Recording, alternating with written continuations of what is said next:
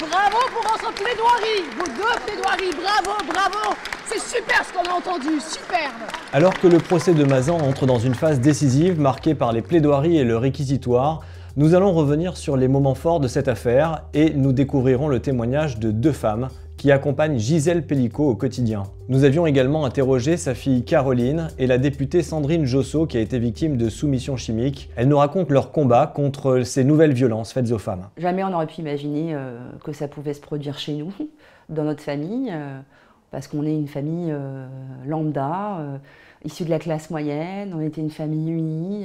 On n'aurait jamais pu imaginer que ça pouvait se passer dans la maison familiale depuis des années et des années. Gisèle Pelicot, 71 ans, est devenue un symbole et une icône, le symbole des violences sexuelles faites aux femmes et l'icône de la libération de la parole des femmes. Son visage s'affiche désormais dans plusieurs villes de France accompagné de messages de soutien et du slogan « Pour que la honte change de camp ».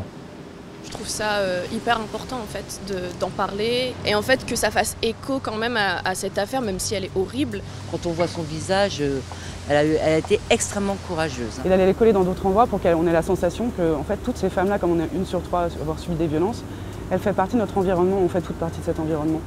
Malgré les épreuves et une vie brisée par les violences qu'elle a subies, Gisèle Pelicot trouve chaque jour la force et le courage de faire entendre sa voix au tribunal d'Avignon face à ses bourreaux, son ex-mari et la cinquantaine d'hommes accusés qui l'ont violée. Retour sur les phrases chocs de ce procès historique avec Margot. Voici 6 déclarations à retenir. Lorsque l'avocat de la famille interroge Dominique sur 2 photos de sa fille Caroline, endormie en sous-vêtements retrouvées sur son ordinateur, Dominique répond « Caroline, je ne t'ai jamais rien fait. » Caroline se lève et crie « Tu mens, tu n'as pas de courage, tu mourras dans le mensonge, seul dans le mensonge. » Puis c'est au tour de David Pelicot, le fils aîné du couple, de passer à la barre. « Sur mon fils, dis-nous ce que t'as fait !» Demande-t-il en référence aux échanges entre Dominique Pelicot et un de ses petits-enfants, à qui il aurait demandé de jouer au docteur. Dominique Pelicot lui répond « Rien, sur aucun des enfants et petits-enfants, rien !» Le Benjamin de la fratrie prend ensuite la parole. « T'as toujours dit que notre mère était une sainte, mais toi tu étais le diable en personne. » La cour interroge Dominique sur les motifs de ses actes, il explique. « Si j'en suis arrivé à faire ce que j'ai fait, c'est parce que c'était mon fantasme. Soumettre une femme insoumise sans la faire souffrir. » Pour sa dernière prise de parole, Gisèle Pelicot a déclaré à la barre « Pour moi, c'est le procès de la lâcheté. Il est grand temps que la société ouvre le regard sur cette société machiste, patriarcale, où l'on banalise le viol. » Lorsqu'une avocate lui demande pourquoi elle garde son nom de famille, Gisèle Pelicot lui répond « J'ai des petits-enfants. Je veux qu'ils n'aient plus honte de le porter, qu'ils soient fiers de leur grand-mère, Pelicot. Aujourd'hui, on se souviendra de Madame Pelicot. On se souviendra moins de Monsieur. » Depuis 2 mois, Gisèle Pelicot se rend au tribunal avec une idée en tête, changer la société. Dans son combat, elle est entourée d'une équipe soudée, notamment de 2 assistantes socio-juridiques. Julien vous raconte. Ces 2 femmes accompagnant Gisèle Pelicot ont une mission, l'épauler silencieusement durant tout son procès. Elles sont assistantes socio-juridiques et membres de l'AMAV, l'association agréée par le ministère de la Justice. Au tribunal, elles sont assises juste derrière Madame Pelicot et lui permettent d'avoir un éclairage sur la procédure judiciaire, mais elles représentent aussi un soutien moral durant tout ce lourd procès. Forcément, il y a les vidéos, c'est un moment qui est très compliqué pour n'importe qui et pour Gisèle Pelicot aussi, qui a pas de souvenirs, donc c'est quand même quelque chose à chaque fois qu'il faut réintégrer, d'être accompagnée dans ce qu'elle est en train de vivre, dans le combat qu'elle est en train de mener pour toutes les victimes. C'est ça ce dont elle a le plus besoin et je pense que c'est pour ça que c'est important que nous on soit là. Je pense qu'elle y voit de la douceur dans l'accompagnement qu'on lui apporte. L'aide qui est proposée, d'abord elle s'adapte au jour le jour en fonction des besoins. Elle peut être de nature juridique parce que sur certains temps du procès on vient aussi vulgariser ce qui se passe ou porter une explication. Elle est fondamentalement un soutien moral, puisqu'on est aussi à ses côtés, attentif à ses besoins, à ses émotions, et pouvoir après, sur les temps de pause, échanger avec elle. Et parce qu'on lui offre cet espace-là, à ce moment-là, elle va pouvoir être et pouvoir dire ou faire des choses qu'elle ne se serait peut-être pas autorisée si elle avait été toute seule. Donc ça lui donne un espace de confort qui peut lui permettre de mieux supporter l'insupportable. Sandrine Josso, députée, victime de soumission chimique, et Caroline Darian, fille de Gisèle et Dominique Pelicot, qui a fondé l'association M'endors pas, sont venues témoigner chez Réel Média.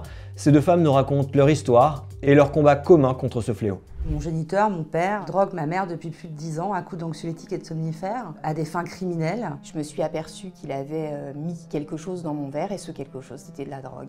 Il y a maintenant presque 4 ans, ma famille et moi, on apprend que mon géniteur, mon père, le père de mes 2 frères et le mari de ma mère, drogue ma mère depuis plus de 10 ans à coups d'anxiolytiques et de somnifères à des fins criminelles, puisqu'il s'agissait de l'endormir, de la sédater très profondément pour abuser d'elle et la faire abuser par des inconnus. Les auteurs rentraient en contact avec mon géniteur, en l'occurrence mon père, via un site de rencontre, via un chat qu'ils avaient créé, à se passer des photos, des vidéos, à mettre au point leur plan sordide. J'ai été invitée à un dîner chez un ami sénateur que je connaissais depuis 10 ans. Et au fur et à mesure de la soirée, j'ai rencontré un agresseur. Moi j'étais dans le salon, il était dans la cuisine. Il a servi 2 coupes de champagne dans la cuisine. Il les a apportées sur la table du salon.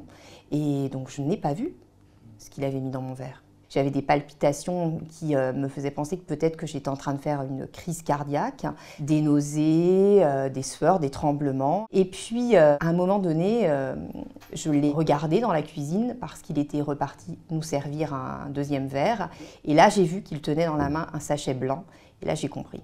Dans le cas de ma mère, ça a duré environ 10 ans. Bien sûr, elle s'est interrogée sur ces trous noirs. Bien sûr, elle s'est posé la question de savoir pourquoi est-ce qu'elle ne gardait aucun souvenir des moments où elle avait décroché. Elle a vécu ce que l'on appelle une errance thérapeutique. La soumission chimique, elle est majoritairement utilisée aujourd'hui en France à des fins d'agression sexuelle et de viol. En fait, il faut le dire, il faut mettre les mots là où ils ont un sens. Ma mère va bien.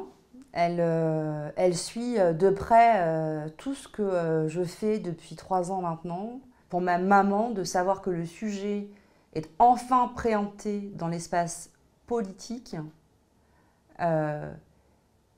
pour elle, il y a quand même quelque chose de nécessaire qui est en train de se dérouler.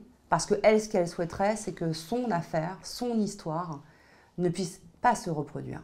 J'ai pris tout mon courage, malgré que j'avais déjà énormément d'effets de la drogue, de conséquences physiques, et je me suis échappée, il m'a suivie, j'ai réussi quand même à finalement m'échapper. Dans un premier temps, je suis allée me faire une prise de sang. Les premiers résultats que j'ai eus lorsque j'étais à l'hôpital de la Riboisière, c'était la manifestation qu'effectivement il y avait au moins de l'ecstasy, et surtout de la MDMA. J'ai été confrontée à lui à peu près 48 heures après les faits.